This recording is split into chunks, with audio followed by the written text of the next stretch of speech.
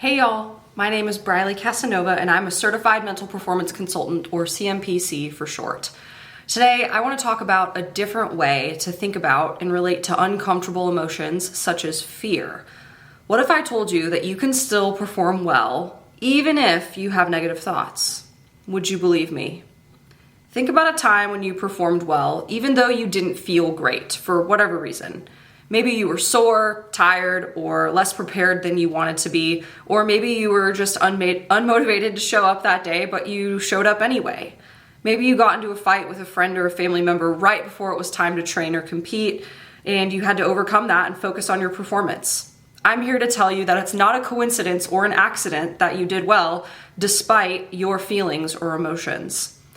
What do you think led to your success despite not feeling good or confident? Where was your attention during your performance? It is possible to perform well despite your feelings.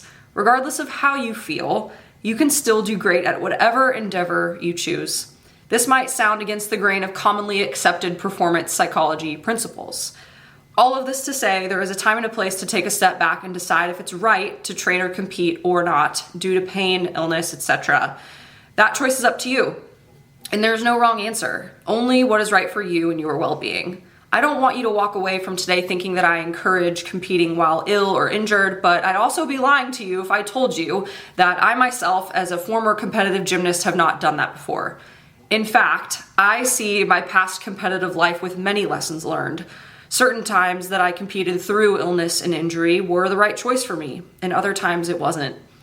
Some of my best performances were while I was sick or injured, for better or worse. That's something that elite level sports come with, but you get to decide your limits and boundaries. So with this in mind, what if we explored the idea of accepting an uncomfortable emotion, such as fear, as an option? How we can move forward despite fear. Focus on taking action and the facts of your situation. We can come back to emotions later and process them at another time, after the performance is over or even between performances, depending on your sport or activity. Now, context is key.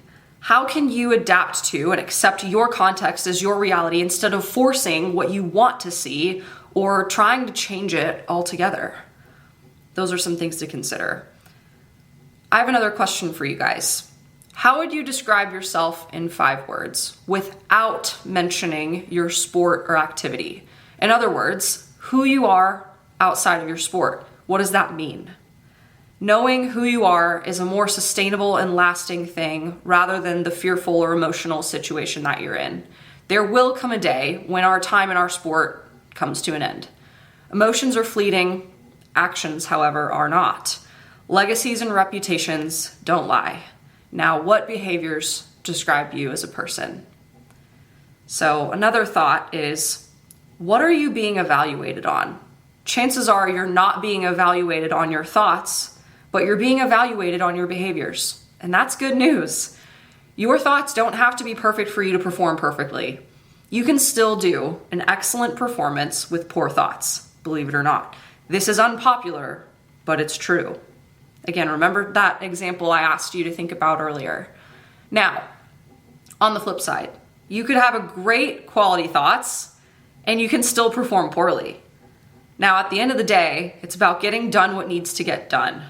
You don't have to feel great about it or even like it, but can you do what you need to accomplish and live out your purpose simultaneously? I encourage you to think about that. Next idea is to bring awareness to where you are right now in your journey. What are you going to be about moving forward with the time that you have left in your sport or activity? How do you want to be remembered after you're done with your sport? Here's an activity for you. Get out a piece of paper.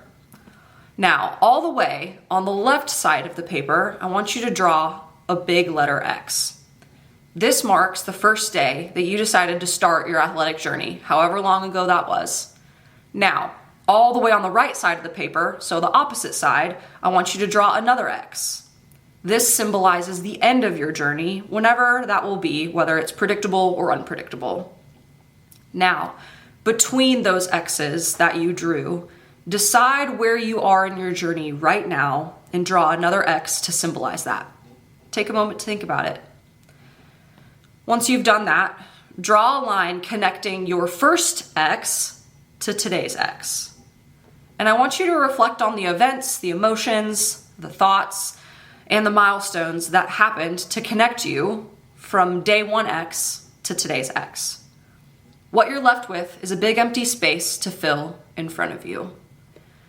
Now, underneath that empty space, if you have room on that piece of paper, I want you to write down what you want to fill the rest of your time in your sport with. What do you want to be about? What do you want to achieve? What do you want to see happen? What experiences do you want to make happen? The last part of this activity is to understand that you likely encountered fear and unpleasant emotions earlier in your career, and you will likely experience those things again, but with more experience.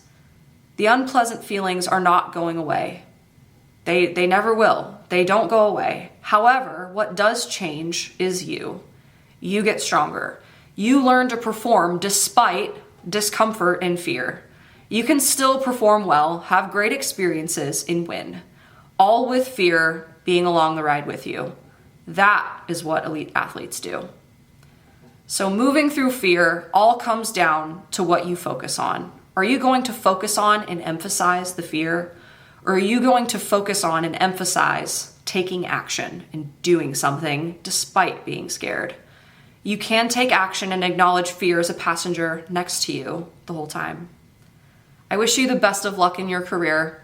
I hope you practice working through fear today in order to have a more resilient, sustainable tomorrow. Keep up the good work. Thank you so much for listening. Please check out my social media platforms and contact information. I have now consolidated all of my relevant links to one link tree. Again, thank you for listening. I appreciate you being here. Good luck. Take care.